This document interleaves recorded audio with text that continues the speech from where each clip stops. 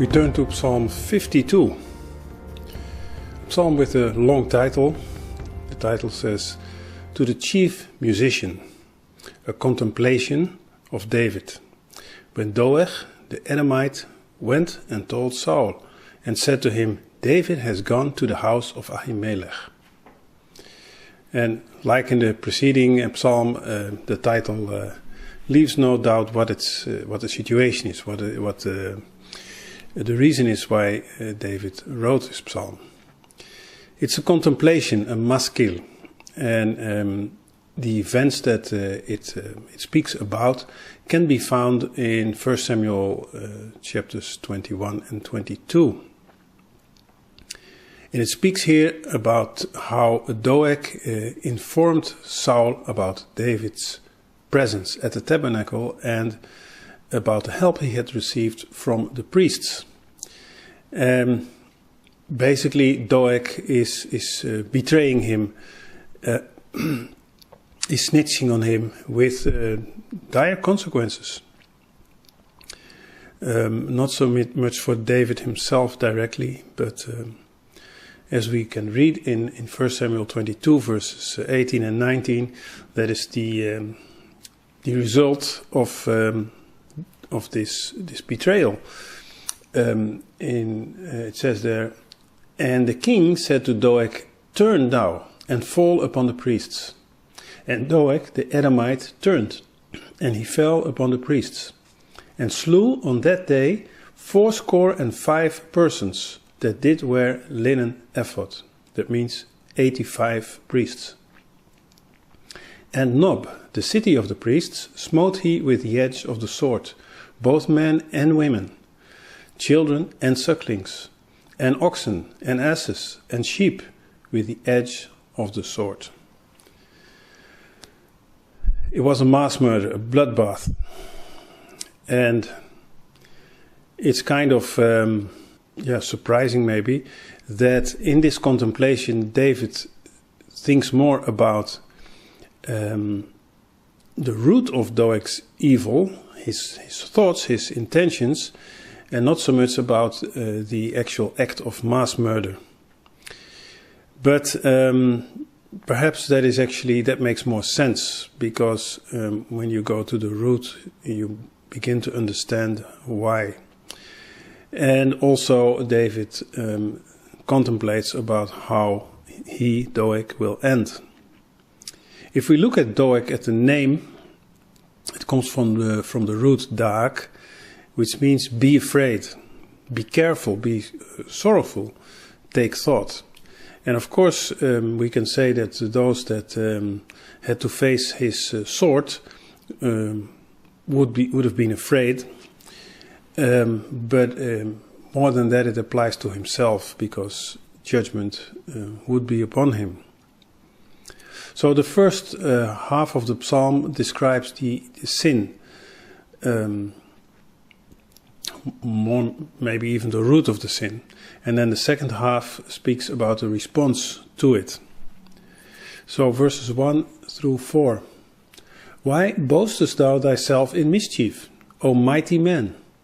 The goodness of God endureth continually. Thy tongue deviseth mischiefs, like a sharp razor, working deceitfully. Thou lovest evil more than good, and lying rather than to speak righteousness. Selah. Thou lovest all devouring words, O thou deceitful tongue." David thinks here of the report that Doeg brought to King Saul regarding the whereabouts of David and the help he got from the priests. And he did not only think of the report of snitching itself, but also of the joy that Doeg took in boasting about it. And it seems there was some time between David's visit to the tabernacle and Doeg's report to the king. The Edomite had not just blurred out some information as soon as he could, but he knew he had a piece of valuable information, and he kept it to himself until the time it was most profitable for himself. A brutal mass murder, as we just read, would be the result of this report. The words led to a greater evil. And that is because the heart and the mind of Doeg were evil. His tongue was like a sharp razor, working deceitfully. The words were as much sharp as his sword. And it reminds us of certain events that we read in the book of Revelation, and maybe it's sort of foreshadowing that, where we see the beast in Revelation 13, where the beast has a mouth of blasphemy, speaks great blasphemy. It begins with words, but then it says, him was given the power to overcome the saints. That is what we see here, the saints being then the priests. He overcame them, he killed them by the edge of the sword. But we see eventually that in the book of Revelation that he himself will come to his end, and all those that took his side, they were also destroyed by the sword that proceeded out of the mouth of Jesus. A sword of words that are destructive. It's remarkable that David focuses mainly on the words of Doeg. But David understood the source of the deeds. And by saying, you loved evil more than good, and lying rather than speaking righteousness, David was directly addressing Doeg's wicked heart and mind. And one has to think of James' description of the power of the tongue. In James 3 verse 8 he writes, "But the tongue can no man tame. It is an unruly evil, full of deadly poison." And that is what we deal with, and that is how it began in any case. But it leads to worse. So it's actually apropos that David addresses that first, or first and foremost even. David calls Doeg a mighty man, and it's obvious that that is meant ironically. Killing 85 priests who are not trained for the battle and who are unarmed. It says they were wearing linen, they were in their garments. Doing such a deed is not really the work of a mighty man. And we can see, of course, if you read this chapter, 1 Samuel 22, that Saul first commands his soldiers to fall on the priests, but they don't do it. They know that this is not honorable, it's wrong. It's wrong. And that's when Doeg does it himself. And this so-called mighty man on top of that killed the women, children, and animals of the village of Nob. So nothing honorable about him, not at all a mighty man. David knew, however, that Doeg's evil way would eventually fail. God's goodness would outlast his evil. The goodness of God endures forever, he says in verse 1. So what is following now is David prophesying basically the judgment of God against Doeg. So this is now the second half of the psalm where we see the response. The response from God, from heaven, the response from others, and the response of David. Verse 5. God shall likewise destroy thee forever. He shall take thee away, and pluck thee out of thy dwelling place, and root thee out of the land of the living. Selah. Because God's goodness endures continually, Doeg and his kind would be destroyed forever. God will not allow this kind of destruction to continue always. And David mentions four images of judgment. First of all, he says the wicked will be destroyed. Now, that's clear. Then he says the wicked will be taken away. Literally, the word is to be snatched up like coal from a fire. It will happen fast. And the wicked will lose their dwelling place, it says. May it be palaces or fortresses, it will not help them.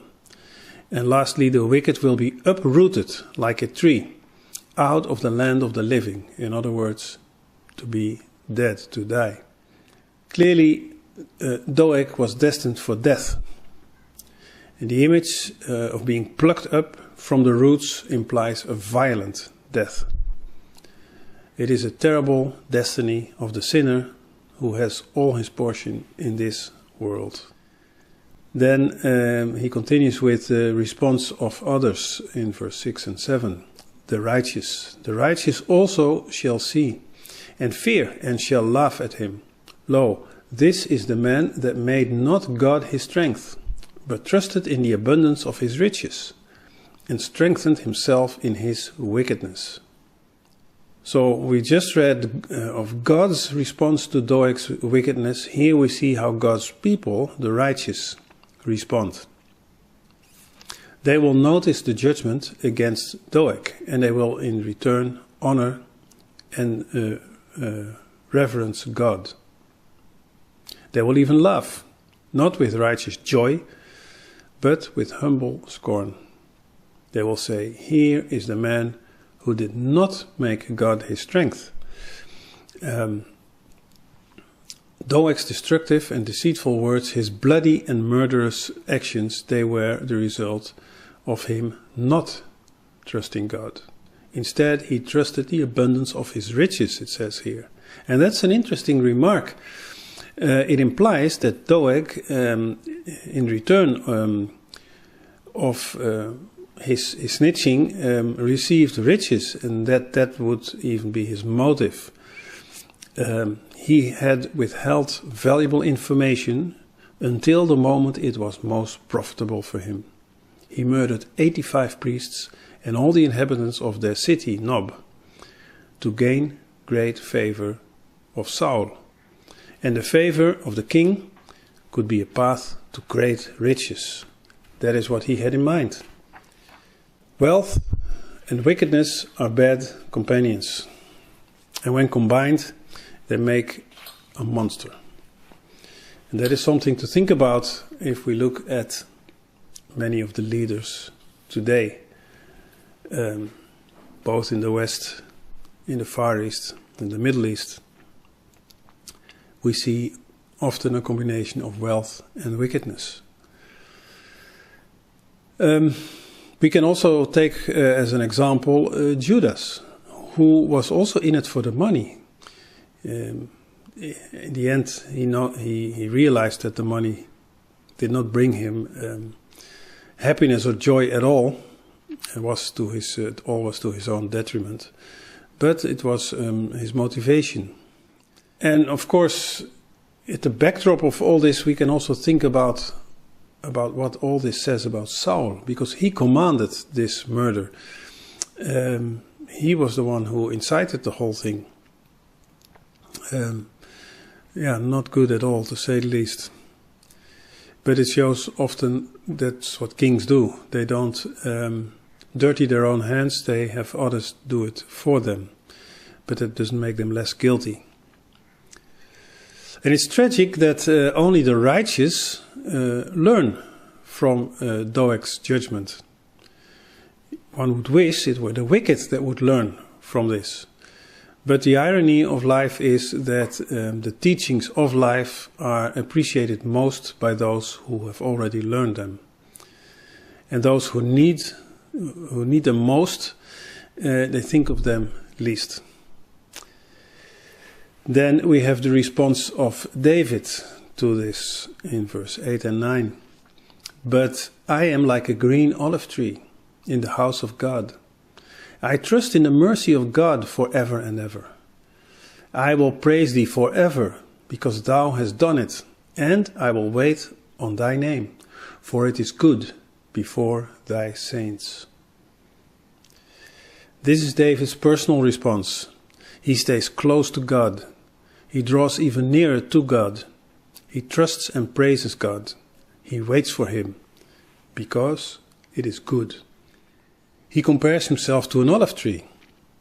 And olive trees are one of the longest living trees. And he is a fruitful green tree growing in the garden of God's holy house. We can see the contrast here. He was in the house of God, but the wicked is in the world.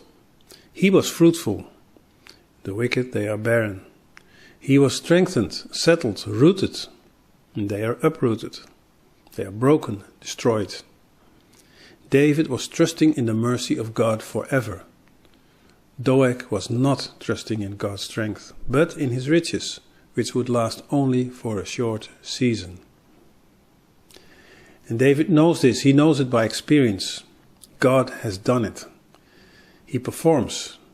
Isaiah writes it in a very powerful way, reflecting the words of God in Isaiah 46, verse 11b. Yeah, I have spoken it. I will also bring it to pass. I have purposed it. I will also do it. And so it is no burden to wait on the Lord. His name is good in the presence of His saints. And this psalm really is something for us to think about today in the world that we live in, because we are in the midst of great evil and great violence. And the violence is against God's people, which are here in this psalm, or in this story, on which this psalm is contemplating. It are the priests. We see it happening every day. The persecution against God's people is greater now than it has ever been in history. And it will increase. But we can still be like a green olive tree in the house of God. We should not be dismayed, but trust in the mercy of God and praise Him forever. And we can do so even when we see the horrible outcome of the evil, betrayal and violence, because we know its source, and we know, more than that, its end. And so as we see the evil increase in the world, we know also that our redemption is nearing in a fast pace.